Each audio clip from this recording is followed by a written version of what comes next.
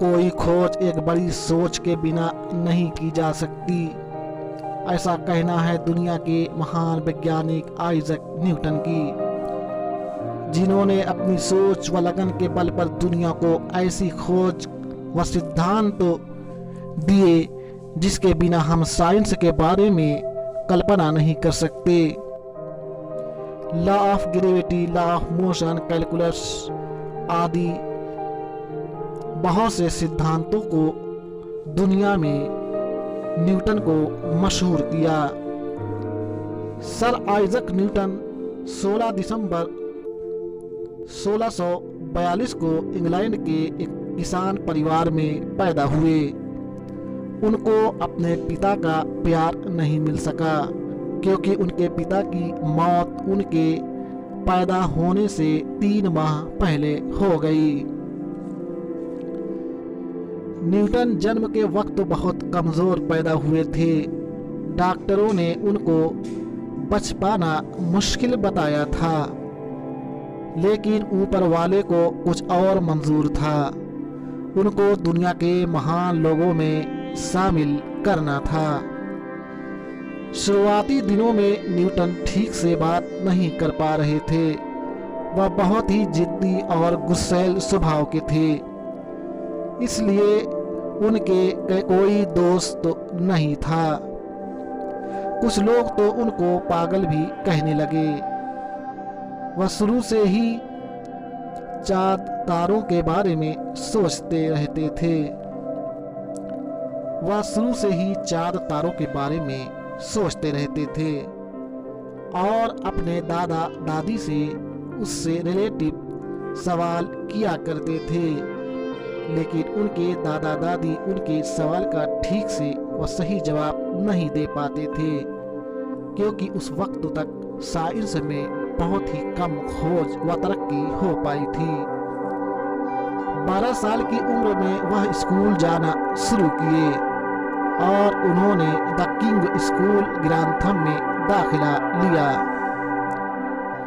वह पढ़ने में बिल्कुल भी अच्छे नहीं थे। वह पढ़ाई में कमजोर होने की वजह से क्लास में बच्चे उसका मजाक उड़ाया करते थे। इस बात को लेकर क्लासमेट के साथ अक्सर झगड़ा हुआ करती थी, यहाँ तक कि उनके झगड़े की वजह से उनको स्कूल से निकाल दिया गया। इसी बीच उनके दूसरे पिता की मौत हो गई। तब न्यूटन की मां ने कहा कि अब न्यूटन को खेती बाड़ी को संभाल लेना चाहिए, लेकिन न्यूटन को खेती बाड़ी में मन नहीं लगता था। न्यूटन की मां ने न्यूटन को फिर से स्कूल के प्रिंसिपल से बात करके स्कूल में दाखिला करा दिया, लेकिन इस बार न्यूटन ने उस क्लासमेट से बदला लेने को सोचा और खूब मेहनत करना शुरू कर किया। देखते ही देखते वह स्कूल के टॉपर में शामिल हो गया। 1661 में अपने चाचा के माध्यम से न्यूटन को ट्रिनिटी कॉलेज कैम्ब्रिज में एडमिशन मिल गया। वह अपने खर्च पूरा करने के लिए कॉलेज के अमीर स्टूडेंट के यहाँ काम करने लगी। इसी बीच 1664 में उनको अपने कॉलेज से वजीफा भी मुकर्रर हो गया। अब वह अपनी पढ़ाई व रिसर्च पर ज्यादा से ज्यादा ध्यान दे सकते थे और 1665 में उन्होंने कॉलेज में कुछ मैथमेटिक्स लॉ की खोज की, जिसे बाद में कैलकुलस का नाम दिया गया। एमए की पढ़ाई के दौरान लंदन में प्लेग फैल गया। वह कॉलेज को बंद करना पड़ा। इसी बीच उत्तरी इंग्लैंड में अपनी मां के पास वापस आकर उन्होंने अगले 2 साल तक law of motion, law of gravity के सिद्धांत पर रिसर्च करने लगे। देखते देखते अगले कुछ सालों में अपनी कड़ी मेहनत से सफलता पाली और दुनिया को बता दिया कि जिद्दी और गुस्से लड़का अगर चाह ले तो दुनिया को हिला सकता है। अपने महान कार्यों से दुनिया को रोशन करके 20 मार्च 1727 को लंदन में दुनिया को अलविदा कर दिया। ऐसे महान इंसान के कार्यों को दुनिया सलाम करती है। विज्ञान और वैज्ञानिकों की कहानियों व रोचक घटनाओं में सबसे ज्यादा मशहूर है सर आइजैक न्यूटन की कहानी कैसे उन्होंने एक गिरते सेब से गुरुत्वाकर्षण का रहस्य सुलझाया।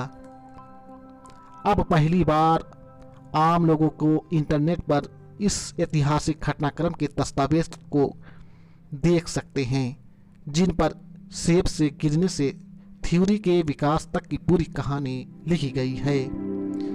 ग्रेट न्यूटन ने इस घटना के बारे में अपने समकालीन साइंटिस्ट विलियम स्टुकली को बताया और उनका लिखा हुआ ब्यौरा इस घटना का सबसे विश्वसनीय प्रूफ माना जाता है।